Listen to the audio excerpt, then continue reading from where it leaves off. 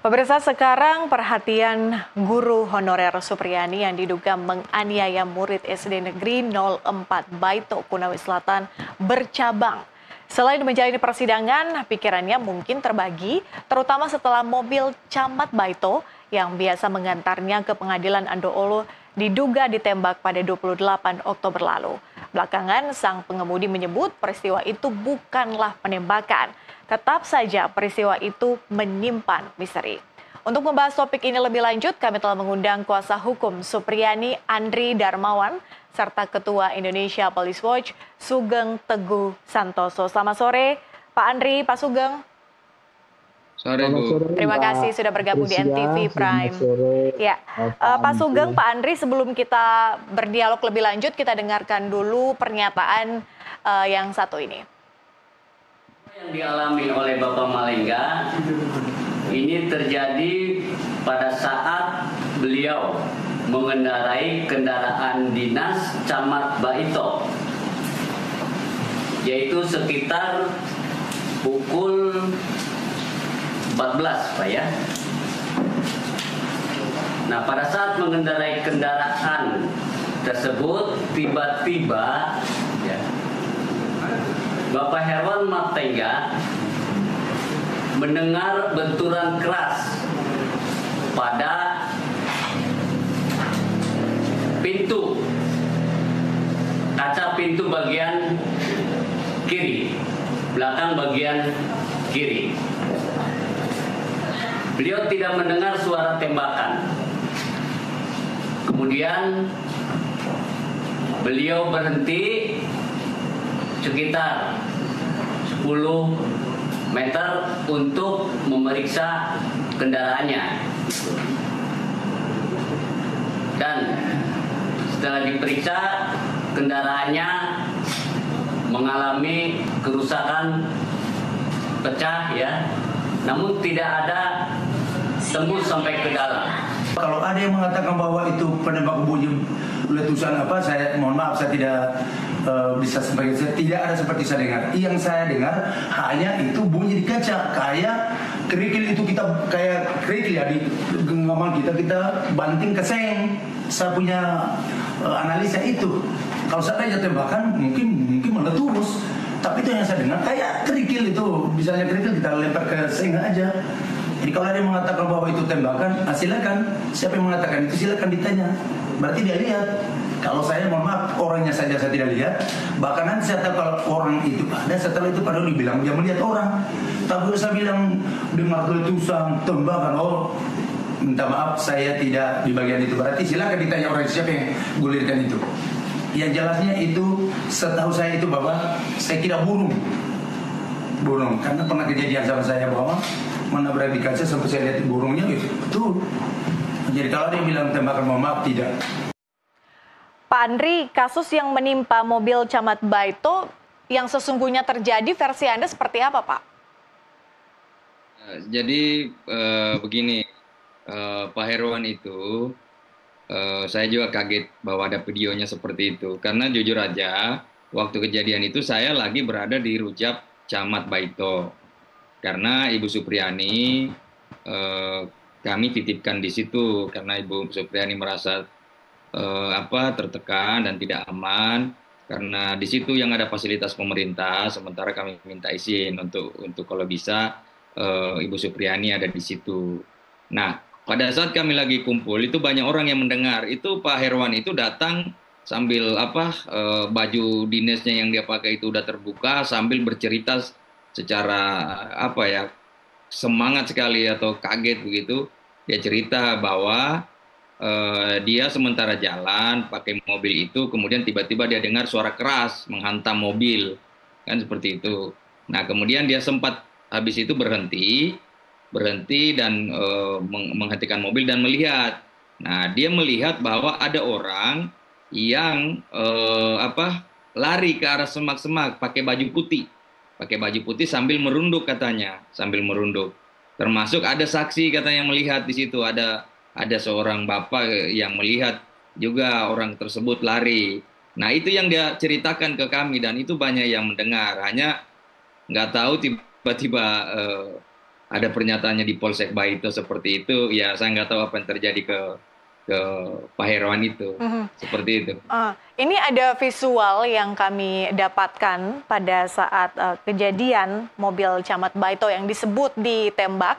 Kita lihat mungkin ini apakah memang ciri-cirinya ditembak ataukah ini kena batu kira-kira? Bagaimana melihat ini kalau dari sisi Pak Andri? Ya, jadi kan kalau saya kan bukan ahli peluru atau seperti apa, tapi yang saya bisa pastikan bahwa itu saya melihat kaca, memang kondisinya pecahannya itu banyak ya, pecahannya banyak. Terus ada satu titik itu yang agak dalam masuk, tergali.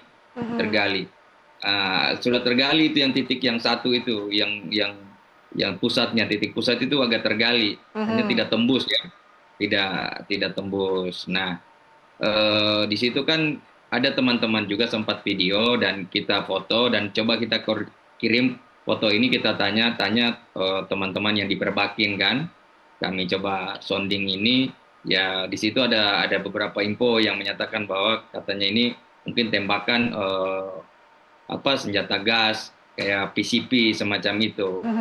Ada yang menyampaikan juga seperti itu sih. Tapi kan kami pada intinya pada saat itu kami sampaikan ini dilapor aja polisi supaya ini bisa ditelusuri lebih lanjut, karena yang bisa menyimpulkan ini penyebabnya apa itu tentunya kan aparat pihak berwajib. Masalah informasi dari Pak Herwan itu bahwa ada burung yang menabrak apa semuanya, itu jujur saja bahwa banyak yang mendengar, bahkan wartawan juga ada di situ. Wartawan juga sempat mengkonfirmasi ke Pak Herwan, itu pernyataan awalnya berbeda dengan apa yang disampaikan itu.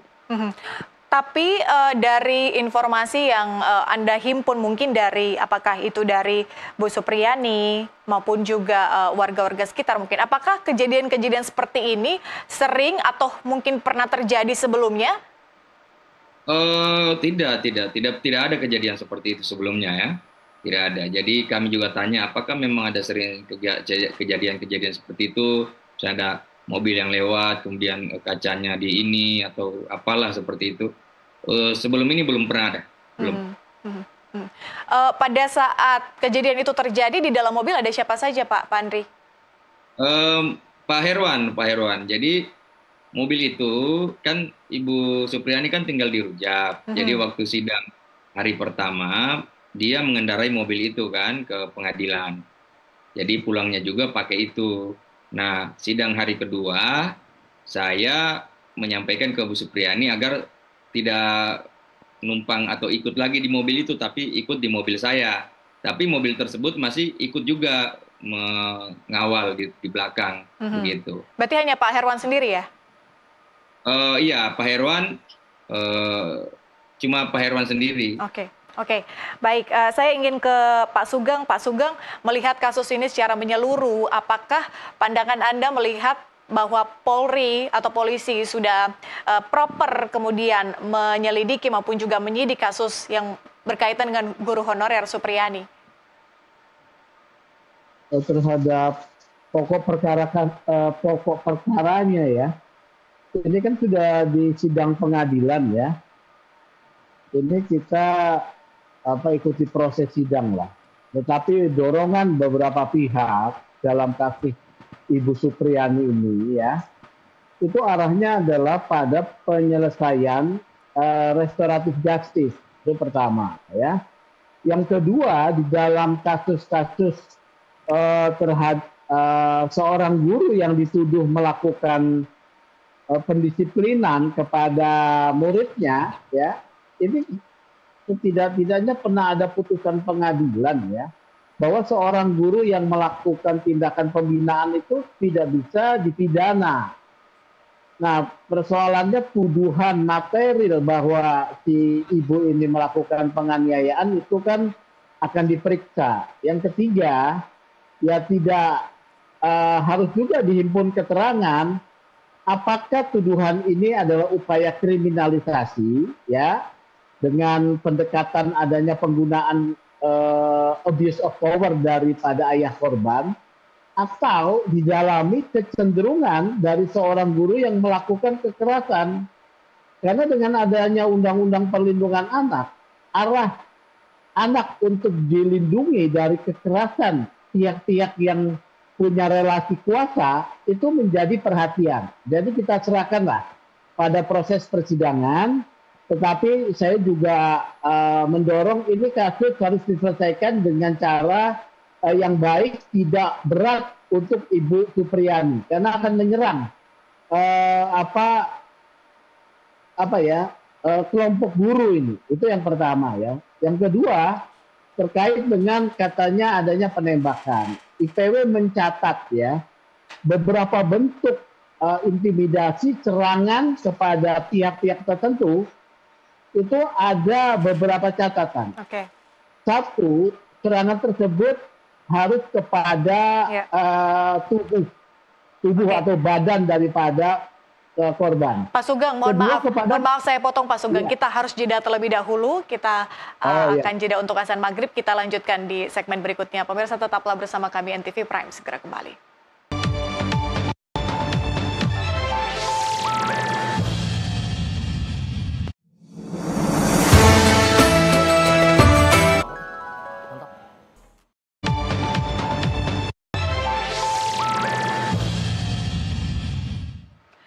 Terima kasih Anda masih bergabung di NTV Prime Dialog bersama saya Patricia Mapaliai.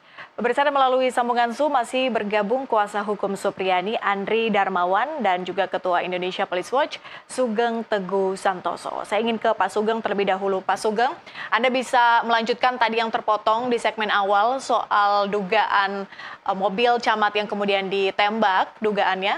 Sama satu lagi yang soal restoratif justice Anda sebutkan di awal tadi. Kenapa kemudian pertemuan yang digelar berkali-kali tidak kunjung mendapatkan hasil yang positif, Pak Sugeng?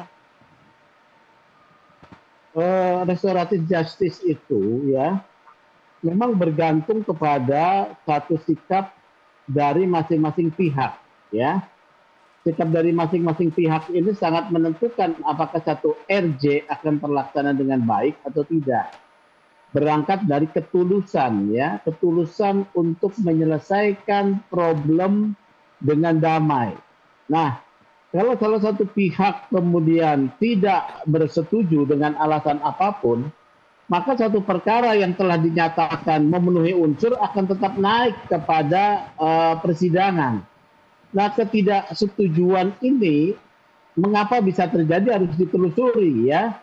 Mungkin saja bahwa ada tekanan permintaan yang tidak mampu dipenuhi oleh salah satu pihak. Dalam kasus Supriyani ini kan ada permintaan 50 juta ya, kalau tidak salah. Informasinya demikian. Bayangkan guru honorer yang penghasilannya mungkin sangat kecil ya, 600.000 per bulan, harus memenuhi permintaan 50 juta. Nah, ini pasti tidak akan mampu dipenuhi ya. Jadi di sini apakah ada keinginan untuk mencari keuntungan yang kita tidak tahu. Restoratif justice itu pertama di kepolisian, tapi bisa juga di tingkat pra penuntutan atau di kejaksaan. Kalau tidak bisa, dilanjut juga di pengadilan ya.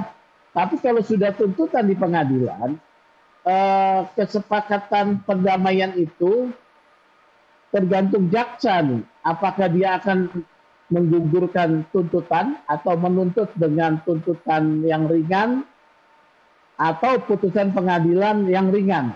Itu kita serahkan pada proses lah.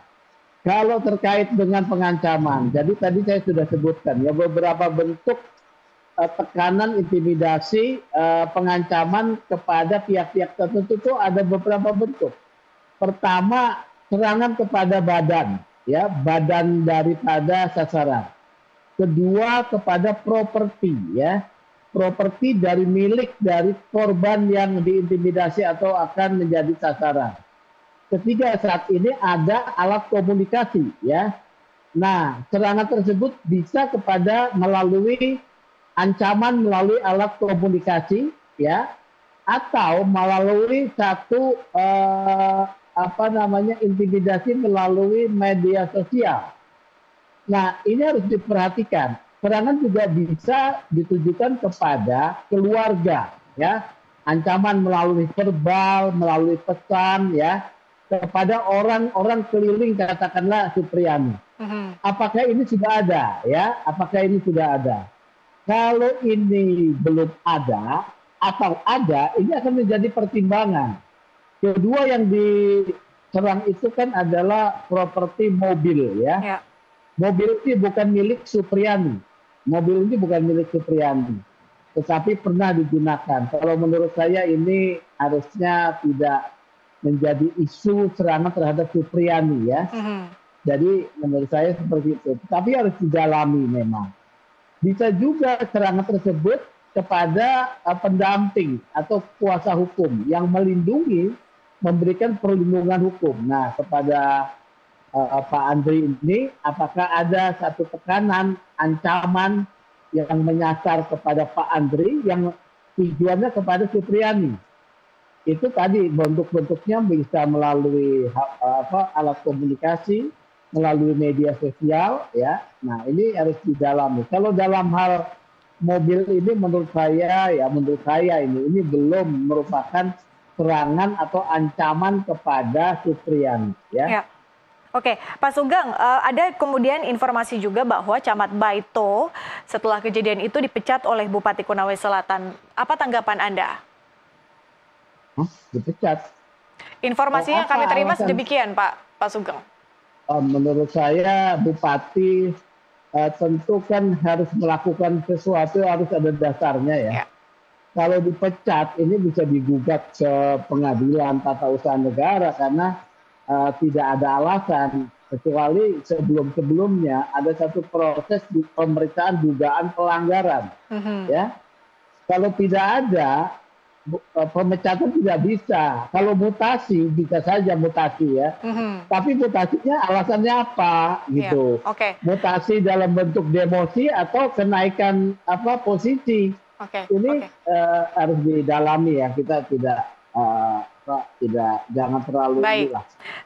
Kalau gitu saya ingin tanyakan ke Pak Andri. Pak Andri, sebetulnya apa yang terjadi Pak berkaitan dengan dipecatnya Camat Baito soal kasus ini?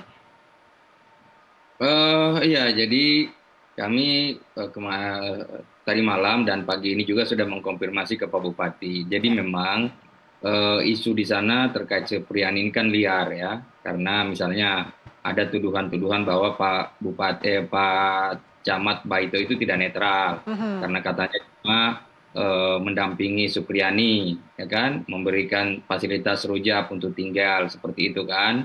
Nah, ini kan sebenarnya memang bahwa keberadaan Supriyani di Rujak itu memang kami coba meminta kepada pemerintah, siapa tahu ada fasilitas bisa digunakan, karena Supriyani pada saat keluar dari lapas, dia tidak mau pulang ke rumah karena dia merasa ketakutan, termasuk juga adanya permintaan beberapa pihak mau ketemu seperti Pak Andri, itu. fasilitas yang Anda maksud di sini berupa apa? Berupa rumah kah atau rumah jabatan camat untuk tempat tinggal sementara. Karena rumah jabatan ini kan dekat dengan kantor pengadilan supaya memudahkan untuk proses sidang seperti itu.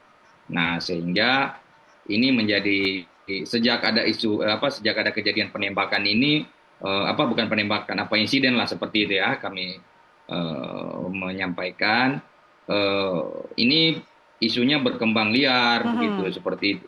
Ada Camat Baito mengantar Supriyani seperti apa, sehingga menurut Pak Bupati bahwa ini dinonaktifkan dulu, bukan dipecat ya, dinonaktifkan untuk meredam suasana dan membuat situasi di masyarakat menjadi ini. Akhirnya kami juga pada saat itu ya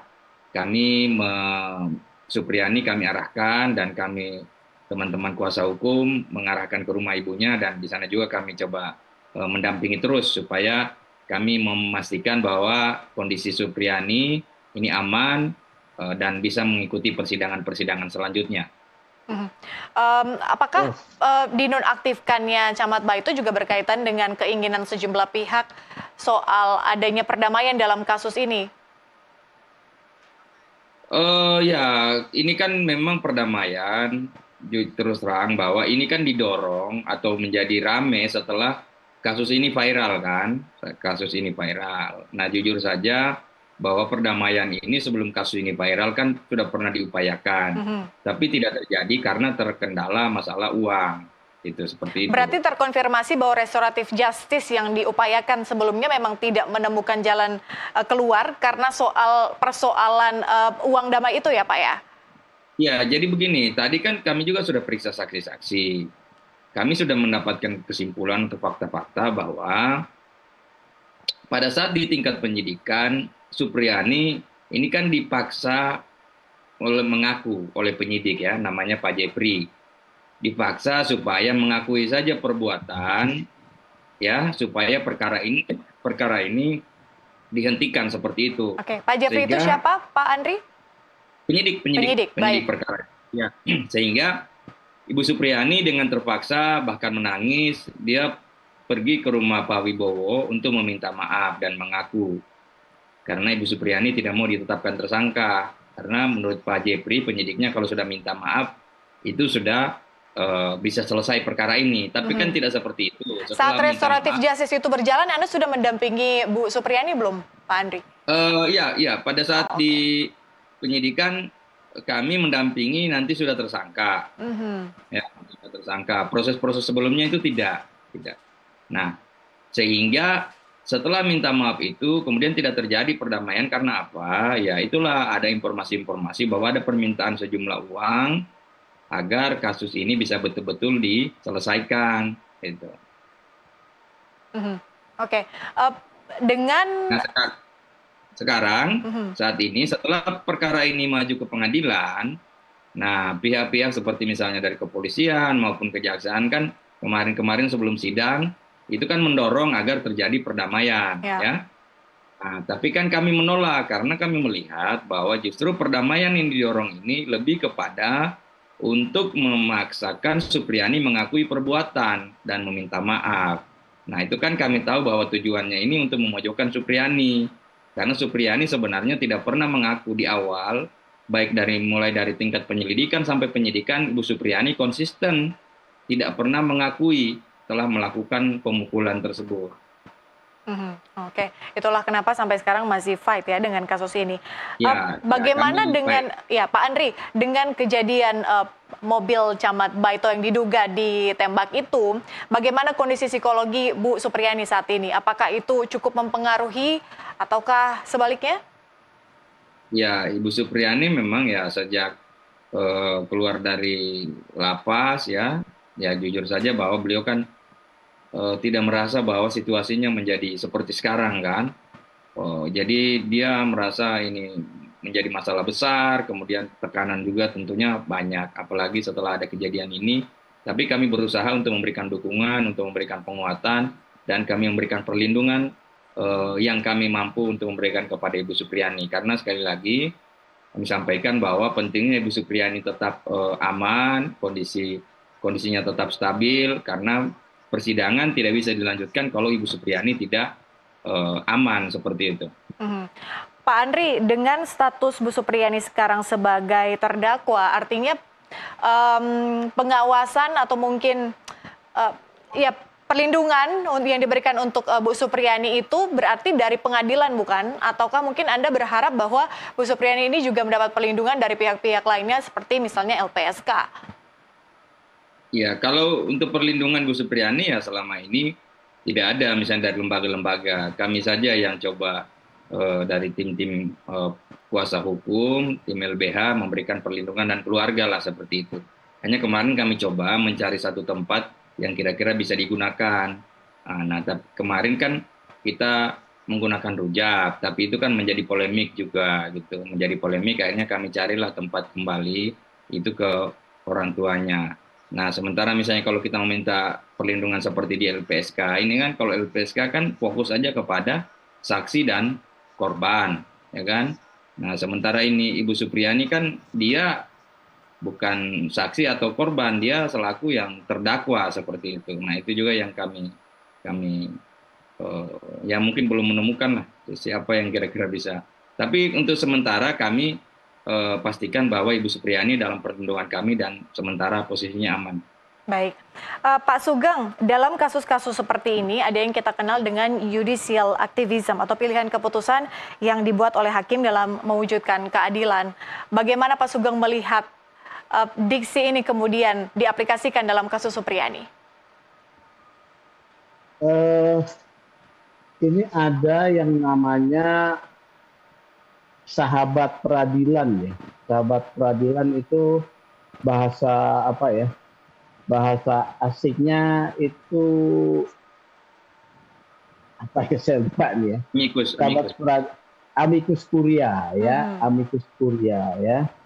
Amicus curia ini bisa diberikan masukan dari pihak-pihak yang tadi disampaikan, yaitu ahli, pemerhati perlindungan terhadap guru ya, ahli hukum ya, atau kelompok-kelompok yang concern kepada perlindungan terhadap guru. Nah, amicus curia ini bisa diajukan secara tertulis kepada pengadilan untuk memberikan satu sisi pandang yang bisa memberikan satu pencerahan kepada pengadilan untuk memberikan pertimbangan yang menguntungkan buat Supriyani. Ini dalam prakteknya, dalam praktek peradilan kita, walaupun di dalam KUHAP itu tidak ada, tetapi dalam praktek perkembangannya bisa dilakukan. Ya, jadi bisa diajukan oleh penasihat hukum, kelompok-kelompok yang mau memberikan pendapatnya. Saya sendiri pernah memberikan pendapat ya dalam kasus seperti ini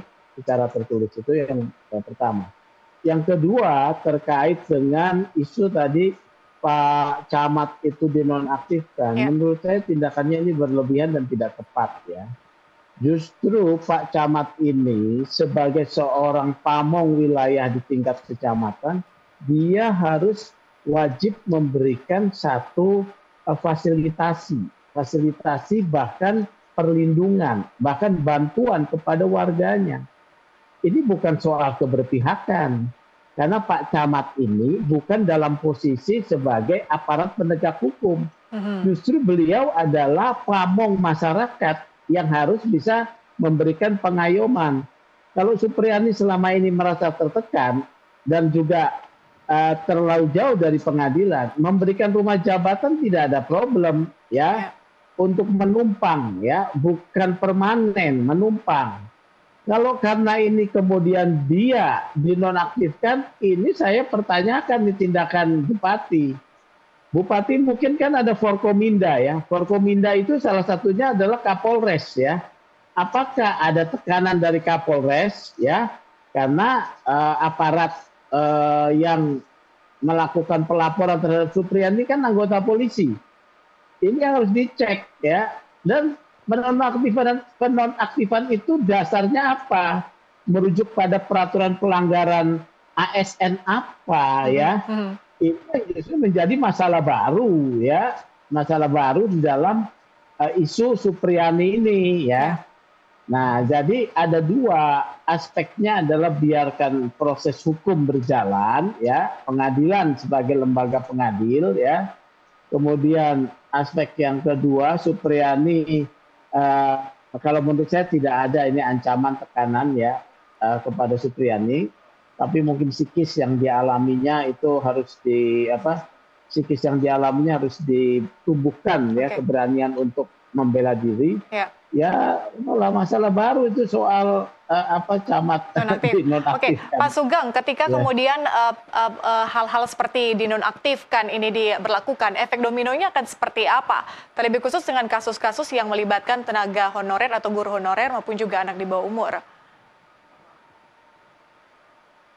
Penonaktifan ini menjadi tanda tanya ya, menjadi kontraproduktif dalam penyelesaian kasus Supriyani, menjadi bahan gunjingan baru ya, bahan isu baru ya. Jadi seperti itu ya. Terkait dengan kasusnya Supriyani sendiri kan kasus personal ya, personal dalam hubungan perbuatannya yang sedang diminta pertanggungjawaban. Benar atau tidak kan saat ini sedang didalami. Kalau guru-guru honorer kan melihat seperti ini, ya dia jadi takut, ya karena satu dalam Undang-Undang Pendidikan Nasional itu tidak boleh ada intervensi dalam hal pekerjaan guru dalam mendisiplinkan anak, ya. Fungsi sekolah juga penting untuk mengawasi dua, intervensi dari luar dan juga mengawasi guru untuk tidak berkecenderungan melakukan kekerasan, ya. Apakah ada catatan-catatan Ibu Supriyani ini punya kecenderungan melakukan kekerasan? Itu juga adalah sekolah yang tahu, ya. Jadi semua hal harus seimbang dan proporsional. Tidak boleh ada memang kekerasan oleh guru terhadap muridnya, ya. Jadi ini semuanya harus didudukkan pada porsinya. Baik. Begitu. Oke, kita lanjutkan di segmen berikutnya. Kita harus jeda terlebih dahulu. Pemirsa, tetaplah bersama kami. NTV Prime segera kembali.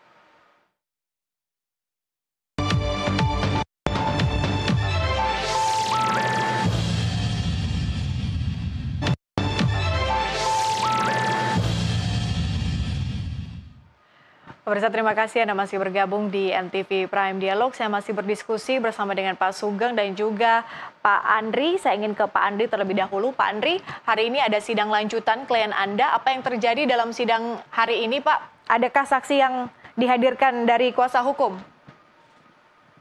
Ya, tadi saksi dari JPU semua. Jadi ada 5 orang saksi tadi, ada 2 orang tua korban, kemudian ada 3 guru, ya.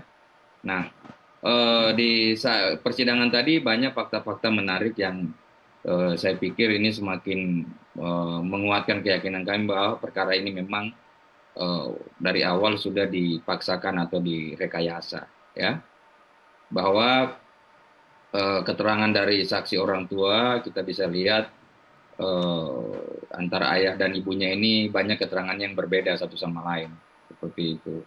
Kemudian dari pemeriksaan tadi terungkap bahwa perkara ini memang penanganannya tidak sesuai prosedur, ya. Jadi seperti misalnya bahwa perkara ini penyidik sudah pergi mengambil barang bukti sapu di sekolah, ya. Itu pukul 13.20, sementara perkara ini dilaporkan pukul 14.12. Nah, ini kan sesuatu yang tidak lazim, ya. Perkara belum dilaporkan tapi penyidik sudah bergerak cepat mengambil barang bukti misalnya. Kemudian sebelum perkara ini dilaporkan, ini juga katanya pelapor dalam hal ini orang tua korban yang kebetulan adalah anggota juga Polsek Baito itu sudah koordinasi memang dengan Kapolsek. Jadi menjadi pertanyaan kita, kenapa kok perkara pidana mau dilaporkan harus koordinasi dulu dengan Kapolsek? Kan ada apa seperti itu. Kemudian terungkap juga fakta tadi dari saksi-saksi bahwa sebenarnya Ibu Supriyani waktu awal itu, waktu pergi minta maaf kepada Pak Wibowo, itu atas suruhan dari penyidik yang namanya Jeffrey. Jadi Jeffrey menyampaikan kepada kepala sekolah, tolong sampaikan kepada Ibu Supriyani bahwa berkas-berkasnya ini sudah lengkap dan saksi-saksinya sudah lengkap, besok rencana akan ditetapkan sebagai tersangka. Jadi sarannya, agar sampaikan ke Ibu Supriyani datang saja mengaku dan minta maaf kepada orang tua korban, dalam hal ini Pak Bowo. Nah, kepala sekolah menyampaikan ke Ibu Supriyani. Nah, Ibu Supriyani kan sangat-sangat terpukul sekali sampai menangis karena dia harus pergi mengakui sesuatu yang dia tidak lakukan. Tapi akhirnya Ibu Supriyani luluh juga pergi karena dia sudah ketakutan dan juga dia mempertimbangkan dia punya anak kecil. Seperti itu. Nah, setelah datang minta maaf, ternyata juga perkara itu tidak diselesaikan, tidak berhenti. Dan ternyata kegiatan minta maaf itu ternyata dijadikan fakta baru oleh penyidik selanjutnya bahwa Ibu Supriyani sudah mengakui kesalahan, padahal itu sebenarnya adalah jebakan, seperti itu. Nah, ini memang dari awal kami melihat bahwa polisi mencoba mengejar pengakuan Ibu Supriyani. Karena apa? Saksi-saksi yang melihat kejadian ini cuma 3 orang anak kecil, 3 orang anak SD kelas 1, dan kami sudah periksa keterangannya semua bertentangan satu sama lain, tidak konsisten antara satu. Yang satu bilang kejadiannya jam 8.20, yang satu bilang jam 10, yang satunya bilang tidak tahu jamnya. Padahal di BAP kita bisa lihat ketiga anak itu BAP-nya sama semua bahwa kejadian jam 10. Dan semua kata-kata di dalam BAP kami melihat itu semacam copy paste aja dari dari keterangan anak satu ke anak dua ke Oke. anak tiga. Jadi sepertinya didesain, tapi dalam persidangan itu dilihat bahwa keterangannya berbeda-beda. Nah, kemudian juga tadi sempat diperiksa guru. Karena gini, Ibu Supriani ini kan guru kelas 1B kan. Nah, guru kelas 1A, kelasnya korban itu adalah Ibu Lilis namanya. Ibu Lilis sudah diperiksa tadi bahwa yang dituduhkan kejadian pemukulan itu di tanggal 24 Oktober hari Rabu itu tidak ada karena Ibu Lilis yang mengajar di situ sampai pulang anak-anak SD kelas 1 itu jam 10 nggak ada pernah kejadian itu. Makanya dia kaget juga. Oke, Pak Sugeng, mendengar apa yang dikemukakan oleh Pak Andri dalam sidang hari ini, apa yang ingin Anda highlight atau mungkin ada komentari, Pak? Karena kasus ini berawal dari saksinya hanya 3, kemudian anak kecil semua, yang notabene pernyataannya berubah-ubah. Apa yang ingin Anda soroti sebetulnya? Perkara yang melibatkan anak, itu ada ketentuannya ya. Anak-anak ini apalagi anak kelas 1 ya. Di dalam prosedur undang-undang perlindungan anak ya. Ini anak-anak harus didampingi ketika diperiksa. Didampingi oleh siapa? Kalau tidak salah oleh Balai Bapas ya. Bapas apakah mendampingi itu ya? Atau setidak-tidaknya orang tua korban, orang tua anak. Ini saya tidak tahu nih ya. Karena anak kecil yang 1 tahun, keterangannya itu bukan subjek hukum dia.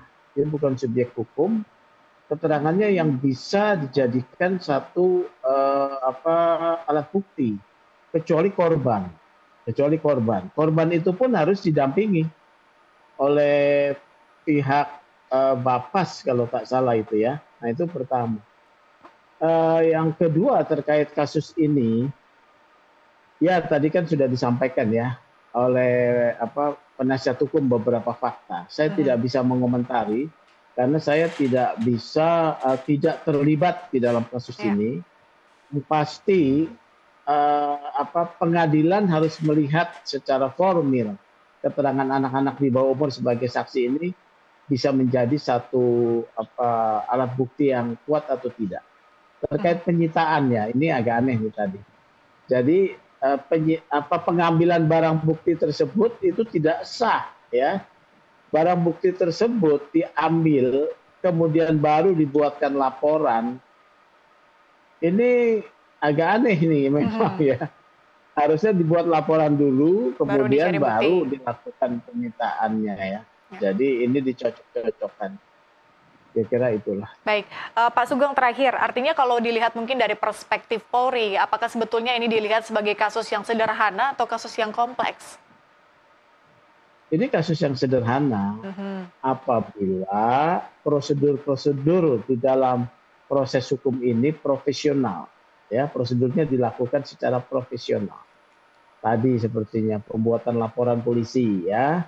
Setelah pembuatan laporan polisi, baru kemudian alat buktinya disita, ya. Kemudian yang kedua, pendampingan dari orang tua ketika memeriksa anak ini ada atau tidak, atau dari balai pendamping anak ya, itu ada atau tidak. Ya itu prosedur ini penting ya. Kalau tidak ada, keterangannya tidak bisa jadi satu alat bukti ya. Yang bisa memperjelas satu peristiwa pidana. Ya. Jadi begitu. Oke, Pak Andri, terakhir waktu kita sangat terbatas. Apa yang ingin Anda buktikan di pengadilan, Pak Andri? Ya, dari awal kami sudah sampaikan bahwa kami akan membuktikan bahwa Ibu Supriani tidak bersalah. Ya, Ibu Supriani tidak pernah melakukan seperti yang dituduhkan. Dan kami ingin membuka kasus ini terang benderang sehingga dapat terlihat bahwa di sini ada rekayasa yang dilakukan ya oleh aparat penegak hukum, termasuk ada berbagai macam bentuk penekanan, intimidasi agar Ibu Supriani mengaku bersalah dan juga ada permintaan uang seperti itu, sehingga kalau hasilnya bahwa Ibu Supriani bisa kami buktikan dan bebaskan di pengadilan, kami ingin para aparat ini juga bisa diproses ya, baik itu secara etik maupun secara hukum, karena telah mempermainkan penegakan hukum seperti itu. Baik, Andri Darmawan, Sugeng Teguh Santoso, terima kasih Pak Sugeng, Pak Andri sudah bergabung di NTV Prime Dialog. Kami tentu akan update perbaruan terbaru soal kasus guru honorer Supriyani. Terima kasih sekali lagi, selamat malam. Terima kasih. Baik, terima kasih. Selamat malam. Pemirsa, demikian NTV Prime hari ini. Kami tutup sampai di sini. Selamat menyaksikan program kami selanjutnya. Saya Patricia Mapali. Sampai jumpa.